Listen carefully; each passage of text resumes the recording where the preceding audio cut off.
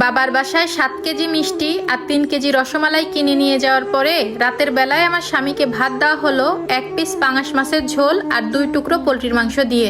খাবারগুলো দেখে আমার স্বামী আমাকে বলে উঠলো, আর কোনো সস্তা জাতীয় খাবার নেই, এত দামি খাবার আমার গলা দিয়ে নামবে না। আমি তখন আমার চোখের কোণায় পানি মুছতে মুছতে বললাম, বিয়ের সময় খেয়াল ছিল না বাপ মা মরা মেয়েকে বিয়ে করলে শ্বশুর বাড়িতে আদর জুটবে না?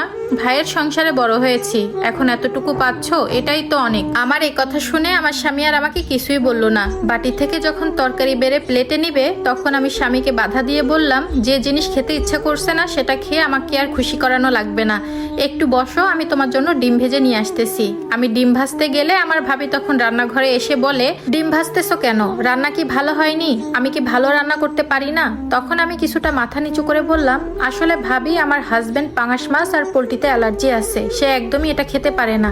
তখন আমার ভাবি আমাকে খোঁচা মেরে বলল, বড় লোক বাড়ির ছেলে তো, গরিবের খাবার খেতে পারছে না।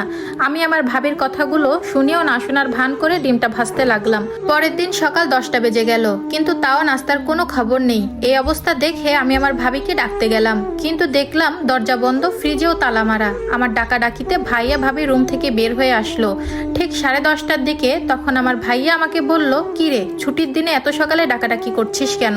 তখন আমি আমার ভাইয়াকে বললাম, ভাইয়া 10:30টা বেজে গেছে, এখনো তোমাদের জামাইকে নাস্তা করাতে পারিনি। ডাকছিলাম ফ্রিজের চাবিটা নিতে, নাস্তার জন্য ফ্রিজ থেকে ডিম আর কিছু সবজি বের করে নিতাম। এ কথা শোনার পর আমার ভাবি পেছন থেকে বলে উঠলো, আরে আর বইলো না, ফ্রিজে তালা মেরে রাখি তোমার ভাইয়ার জন্য। তুমি তো ভালো করে জানোই তোমার ভাইয়ার ডায়াবেটিক্স, তারপরেও ফ্রিজ খুলে শুধু মিষ্টি খায়, এজন্যই তালা মেরে রাখা, তুমি আবার অন্য কিছু মনে করো না।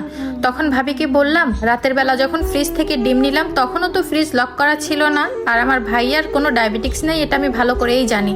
এ কথা শোনার পর আমার ভাইয়া আমতা আমতা করে বলল, তোর ভাবি ঠিকই বলেছে, ইদানিং আমার একটু ডায়াবেটিক্স দেখা দিয়েছে। আমি আর তখন কিছু না বলে রান্নাঘরের দিকে চলে গেলাম নাস্তা বানাতে। সকালের নাস্তা দিতে প্রায় তখন 11:30টার বেশি বেজে গেল। আমার স্বামী তখন খাবার টেবিলে বসে বলল, দরকার কি ছিল এখন নাস্তা বানানোর জন্য, একটু পরে না হয় একসাথে দুপুরের খাবার খেয়ে নিতাম। একথা শোনার পর আমি তাকে রাগান্বিত চোখে বললাম, চুপচাপ নাস্তা খেয়ে উঠো।